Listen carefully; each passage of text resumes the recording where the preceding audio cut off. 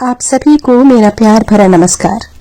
14 वर्षों तक अपने गुरु सियाजी उबा खिंग जी के चरणों में बैठकर एसएन गोयनका जी ने विपस्सना की शिक्षा ली और आज समस्त विश्व में उनकी ये शिक्षा सभी अनगिनत लोग ग्रहण कर रहे हैं। मैं भी उन्हीं में से हूँ। मैं जब भी विपस्सना की 10 दिवसीय शिविर में जाती हूँ तो मैं आपके साथ अपना एक्सपीरियंस जरूर शेयर करती हूँ। ये एक ऐसा अनुभव है गुरुजी का जिससे हम सबको प्रेरणा मिलती है, खासतौर पर उन लोगों को जो शिविर को बीच में ही छोड़कर जाना चाहते हैं। इस विद्या को लेकर सभी के मन में अनेकों प्रश्न उठते हैं जो एक सामान्य लक्षण है, लेकिन इसका मतलब ये नहीं कि आप उस प्रश्न से भाग जाएं, उसका उत्तर न खोजें, उसका उत्तर जानना न चाहें और विद्या को ही अधूरा छोड़कर चले जाना चाहें। आपको गुरुजी के इस अनुभव से बहुत कुछ सीखने को मिलेगा। आइए वीडियो शुरू करते हैं। मेरा पहला 10 दिन का शिविर आरंभ हुआ। गुरुदेव ने आनापान की साधना दी और मैं आते जाते सांस के प्रति सजग रहने का अभ्यास करने लगा।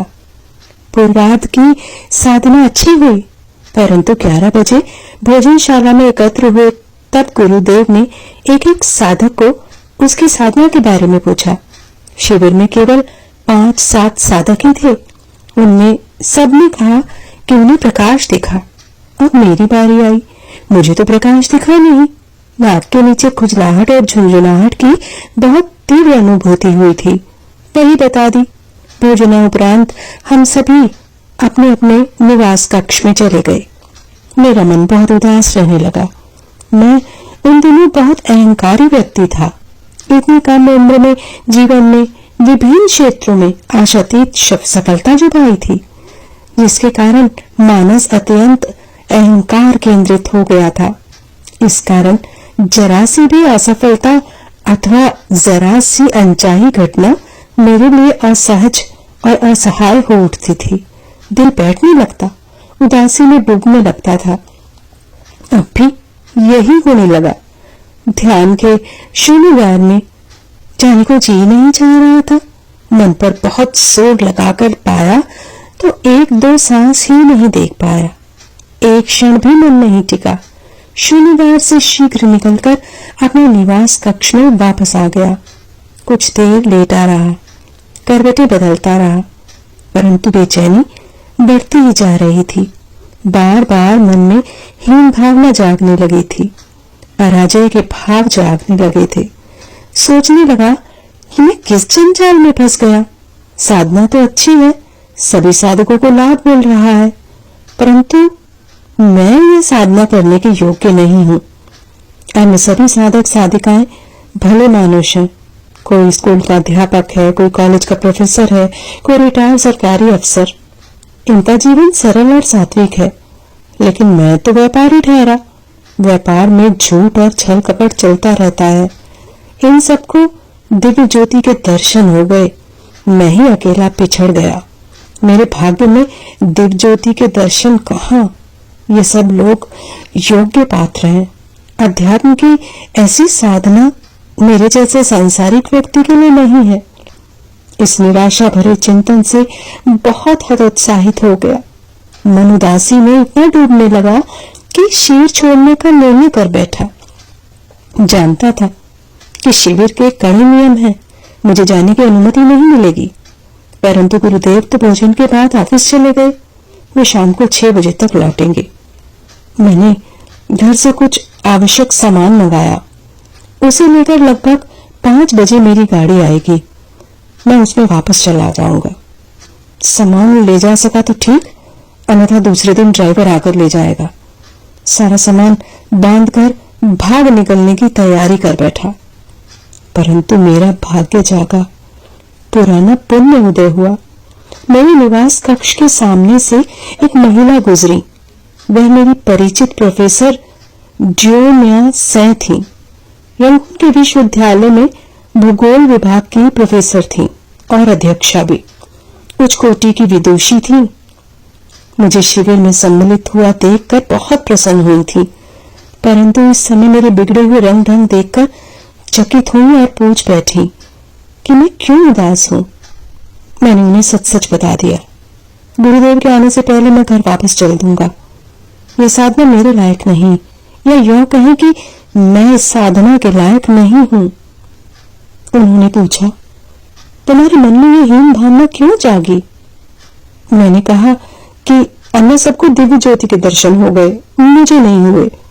अंततः मुझे कोई सफलता मिलने वाली नहीं है, तो मैं अपना समय यहां क्यों बर्बाद करूं? यह सुनकर वह हंसी। उन्होंने कहा, भोजन के पश्चात गुरुदेव तुम्हारी साधना की बहुत प्रशंसा कर रहे थे।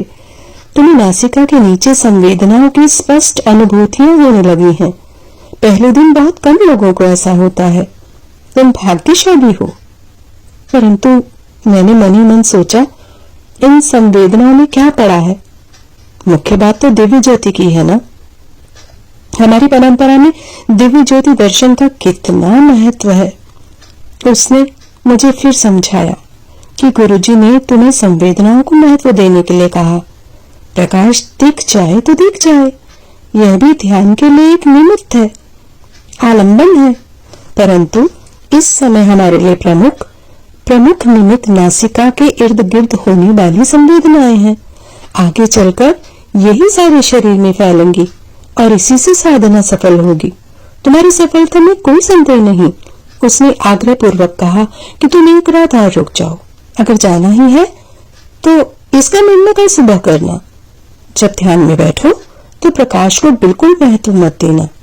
तुम्हें नासिका के नीचे इतनी तीव्र संवेदनाएं मिलने लगी, बस सांस के साथ साथ उसी पर सारा ध्यान केंद्रित रखो। यही साथ देंगी, यही तुम्हारी प्रगति में सहायक होंगी। मैंने भी सोचा, अब जाना तो हो नहीं पाएगा, अंततः इनकी बात मान लेता हूँ। एक रात और रुक जाता हूँ। शाम को 6 बजे शून्य गार में जा बैठा। सांस के साथ साथ नासिका के नीचे होने वाली संवेदनाओं पर सारा ध्यान लगाने की कोशिश करने लगा और यह निश्चय किया कि प्रकाश दिखे या ना दिखे, मुझे इसकी कोई चिंता नहीं। डोम्या से के कहे अनुसार मैं संवेदना को ही महत्व दूंगा। मुझे याद आया, गुरुजी ने भी तो यही कहा था कि सांस और संवेदना हमारे लिए प्रमुख है।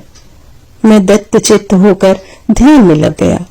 मुझे यह देखकर आश्चर्य हुआ कि कुछ ही मिनटों में भीतर की इस ओर ज्योति जागी, उस ओर ज्योति जागी, चारों ओर ज्योति ही ज्योति। मैंने मन को दृढ़ किया कि मुझे इस ज्योति से कुछ लेना देना नहीं। मुझे शरीर की संवेदनाओं को ही महत्व देना है। नाक के आसपास जो संवेदना हो रही है, यही मेरी साधना का आलंबन है।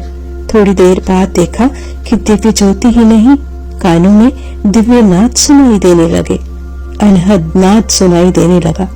एक कान के पास मानो किसी चट्टान का बहुत बड़ा जल प्रपात गिर रहा हो, दूसरे के पास जैसे मधुर घंटियां बज रही हों। यह दिव्य नाद भी मुझे आकर्षित नहीं कर सका।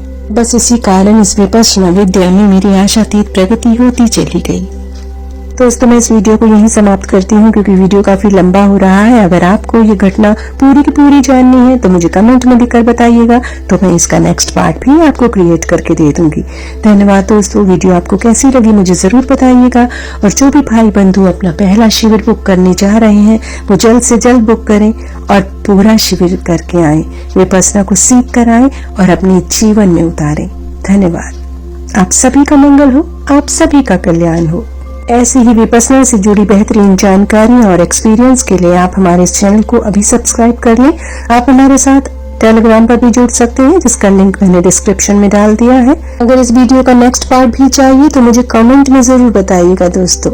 धन्यवाद।